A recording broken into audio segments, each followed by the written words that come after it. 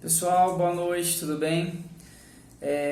Seguinte, nós encerramos o grupo 4 e vamos começar hoje, vamos dar início aí ao grupo 5, tá? Aqui na página 134, 134, tá? Agora é a aula bilíngue.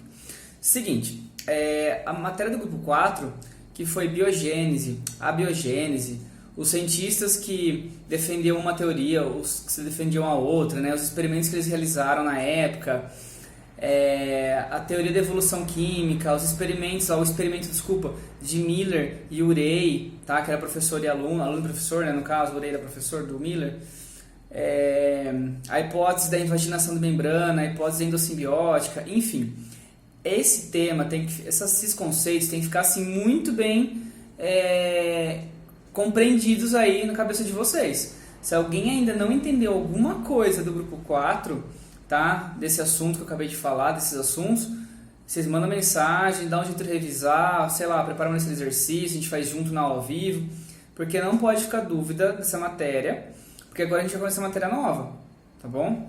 Então vamos lá. A apostila 5 começa falando sobre a microbiologia. Então, pessoal, o que é microbiologia? Microbiologia é aquela área da ciência, que estuda os micro-organismos, ou seja, os organismos invisíveis a olho nu, Então, quem que seriam? Os vírus, as bactérias, alguns fungos unicelulares, protozoários, algas unicelulares também. Tá? Então, toda essa vida microscópica é de interesse da microbiologia. Tá? Quando que a microbiologia começou assim? Quando começou essa ciência? Na verdade, os primeiros micro-organismos foram observados lá por volta do século XVI, com a invenção dos primeiros microscópios rudimentares, que foram possíveis observar protozoários e algas unicelulares, mais pra frente só que a gente conseguiu enxergar, os seres humanos conseguiram enxergar bactérias, por exemplo, que elas são bem menores que os protozoários. E só no século XX, gente, pouco tempo atrás, menos de 100 anos, só lá por volta de 1930, 1940, que foi criado o primeiro microscópio eletrônico capaz de observar vírus, tá? Até então, vírus não tinha como observar, porque o vírus é menor ainda que a bactéria, tá bom? Então, pessoal, a microbiologia é o estudo disso, dos seres vivos aí microscópicos, beleza? Antigamente, os protozoários, assim que eles foram observados, como os protozoários, a maioria deles tem locomoção, eles são heterótrofos, eles se alimentam ali de coisas do meio ambiente, matéria orgânica do ambiente, eles pareciam animais, só que eram animais microscópicos, na verdade. Então a gente chamava eles, a gente não, os cientistas da época, o pessoal chamava esses bichos aí, de animálculos. Hoje a gente sabe que não são animais, tá? Nem insetos, não são animais, certo? São protozoários, é um reino diferente, tá? É um protozoário, ok? A diferença de protozoário para animal é bem grande, que é no sentido do animal ser pluricelular e o protozoário ser unicelular, é uma diferença bem grande, ok? Então esses animálculos aí foram observados lá no século XVI mais ou menos. Aí depois, quando foram observadas as bactérias, eles começaram a chamar esses seres microscópicos de infusórios. Só no século XIX, tá? Entre o século XIX e o século XX é que surgiu o termo micro-organismo, tá? Até então era animálculo, depois infusório, depois que veio o micro-organismo, beleza? Aí esse tópico que fala da microbiologia aplicada, ele comenta sobre a importância da microbiologia. Por que é importante estudar microbiologia e ter conhecimento sobre ela? Primeiro, se você tiver conhecimento sobre um agente que está causando uma doença, seja na planta, no animal, enfim, você tem um conhecimento ali, uma chance maior de combater esse agente patogênico, uma bactéria, um vírus, etc., um fungo. Outra coisa, você pode usar esses organismos, os micro-organismos, a favor da gente. Por exemplo, a produção de insulina. Quem tem diabetes tipo 1, nasceu com um problema no pâncreas, não produz insulina, a pessoa tem que injetar a insulina lá todos os dias, Essa insulina, antigamente, lá na década de 70, 60, eles pegavam da onde? Do sangue do porco. Então eles pegavam o sangue do porco, filtravam, pegavam insulina, purificada e tal, e injetavam na pessoa. Funcionava? Funcionava. Porém, tinha muita gente que tinha alergia, Você estava injetando uma proteína de um outro animal no seu sangue, Então, às vezes tinha uma reação alérgica, tinha algum problema. Hoje, a insulina é 100% humana. O que eles fazem? Eles pegam o seu gene, aquele pedacinho de DNA do seu corpo, que é responsável pela produção de insulina, e injetam numa bactéria. E colocam essa bactéria num tanque de fermentação. Ela fica se multiplicando lá, por divisões, né, binárias, ali se dividir em duas, né, clones, e elas ficam produzindo insulina. Aí aquele caldo ali você purifica, retira as bactérias e tem insulina produzida com gene humano, ou seja, insulina 100% humana. Então, pessoal, a microbiologia, além de você descobrir, né, o causador de uma doença, você pode usar ela ao seu favor, né? Os cientistas usam a microbiologia a favor da ciência, seja a cura de alguma doença, ou melhoramento genético, alguma planta que tem algum problema, você pode usar até algum vírus como vetor para manipular geneticamente uma planta, para ela ser mais resistente, enfim, microbiologia é mega, ultra, super importante, tá? Aqui no outro parágrafo, né, você está falando das doenças. Lembra aquele caso que eu falei, né, do Louis Pasteur, da febre puerperal? Então, aqui é o seguinte, na verdade tem um médico inglês, né, já morreu, né, o Joseph Lister, tá? O Joseph Lister, o que ele fez? E lá para 1860, década de 60, né, mas isso no século XIX, ele pegou todos os estudos de Pasteur sobre microbiologia, né, e formulou a hipótese de por que as mulheres que tinham filho no hospital acabavam às vezes tendo essa febre logo após o parto, que ficou chamada de febre puerperal, e as mulheres que tinham o parto em casa acabavam não sofrendo complicações, né, porque quando sofria também era pior, né, tá em casa, e não sofriam complicações, elas não tinham febre nem nada, nem infecção, né, por quê?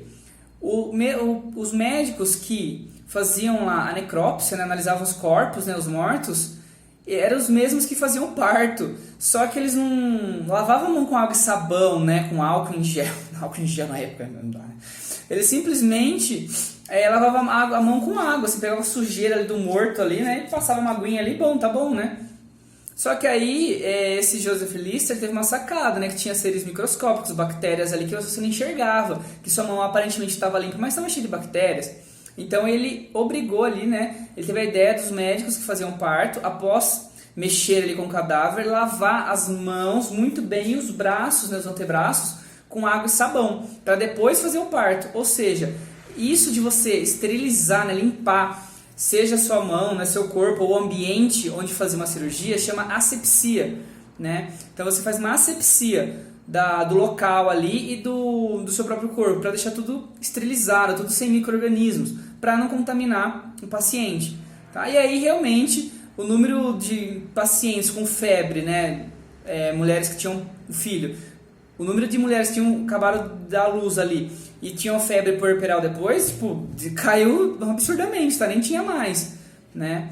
Então, você tendo esse conhecimento da microbiologia, você consegue também evitar doenças, né? Não só eliminar ali, né, uma doença que a pessoa já está contaminada, mas consegue evitar também, consegue fazer uma prevenção. Aqui eles usam três palavrinhas aqui no vocabulário. Asepsia, né, que eu já falei, que é esterilizar, né, deixar sem micro-organismos ali contaminantes. Ácido fênico e patogênico.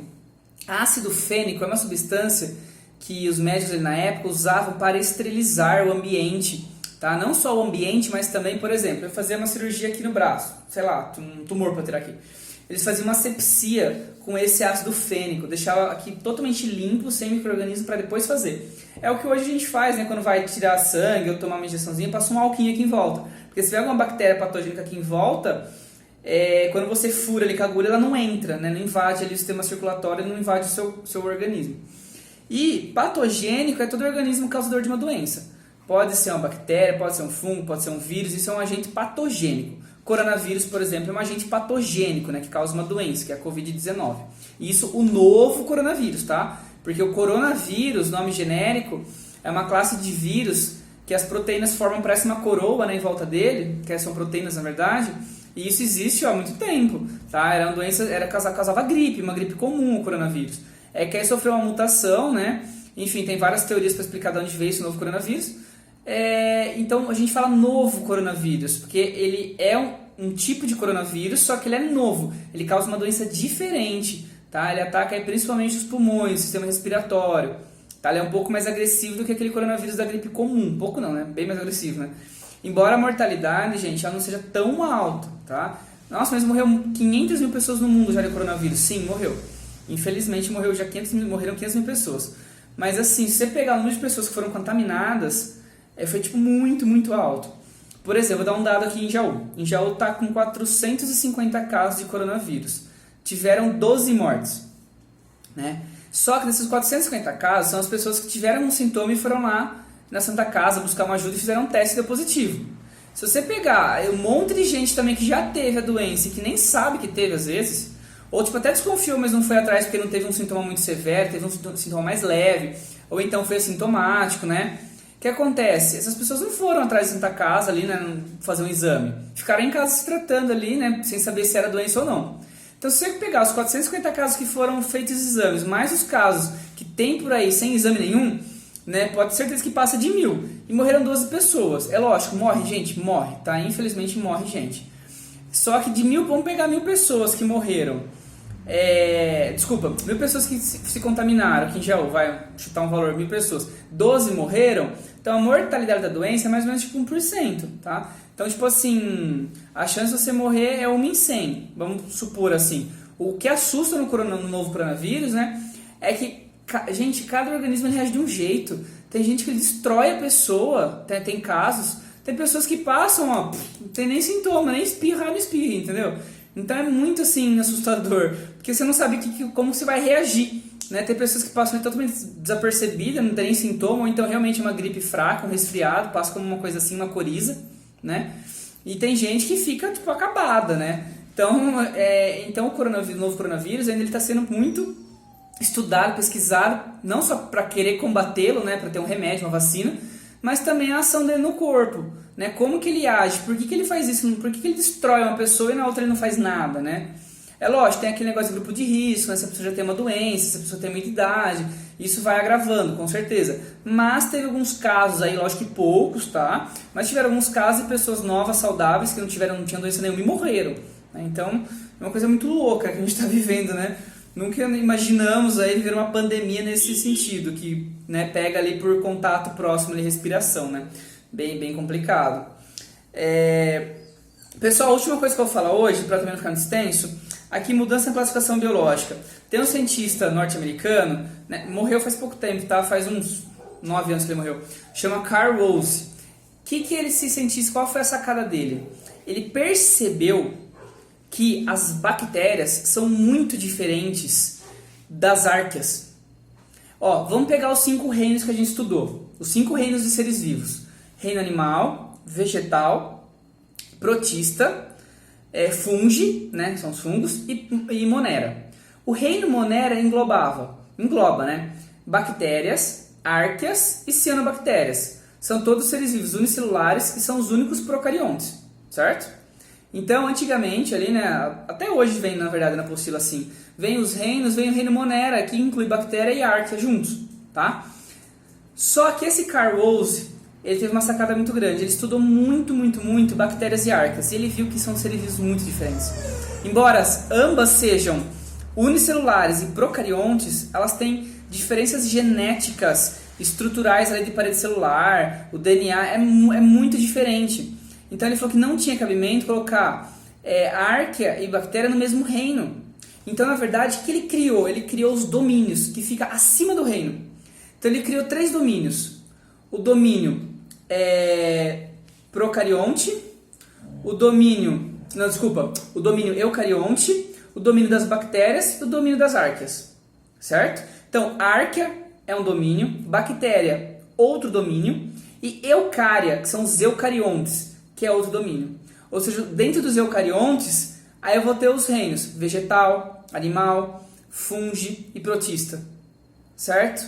Ou seja, seriam aí uma classificação com 6 itens em vez de 5. Eu separaria do reino monera a bactéria e a árquea. Entenderam? Então ficaria o domínio dos eucariontes, e o domínio das árqueas e o domínio das bactérias. Certo? Só lembrando, a gente já viu um pouquinho sobre árqueas. As árqueas são seres unicelulares, procariontes, assim como as bactérias, só que elas vivem em ambientes extremos, ou muito frio, ou muito quente, ou muito ácido, ou muito salino, enfim, elas podem obter energia de compostos inorgânicos, tipo de enxofre, ferro. Então tem árqueas que vivem lá em chaminés termais, em lagoas ácidas, ou por exemplo no Mar Morto, que é um ambiente extremamente salino, tá? Então, esse cientista, né, o Carl Woese, né, o norte-americano, ele dividiu aí na verdade, ele criou os domínios que ficam acima dos reinos, certo? Aí, pessoal, além disso que eu estou explicando, eu vou colocar para vocês o QR Code da página 135 para falar sobre esses domínios. É um vídeo, gente, de 1 minuto e 35 segundos. Pelo amor de Deus, eu não ver se eu vou não matasse, né? Porque 1 minuto, gente, pelo amor de Deus, para de preguiça. Tá, mas é um vídeo de 1 minuto, mas ele é muito bom, muito bem explicado. Beleza? Pessoal, só isso por enquanto, tá? Bem simplesinho. Então, se tem alguma dúvida, entendeu alguma coisa que eu falei muito rápido, não sei. Se eu teve dúvida em algum conceito, alguma parte aí, pode mandar uma mensagem no WhatsApp, tá? Não fiquem com dúvidas. O certo agora nessa matéria é usar o microscópio, né? Mais do que nunca. Mas infelizmente não poderemos. O que eu vou fazer com vocês na aula ao vivo a gente vê algumas imagens do YouTube que dá pra ver a pessoa mexendo no microscópio com uma câmera acoplada e você vê a imagem do microscópio, assim, de bactéria, de protozoário e tal. É o que a gente pode usar no momento, tá bom? É isso aí, bons estudos. Dúvidas me mandem, por favor, não fiquem com dúvidas, ok? Até mais, pessoal.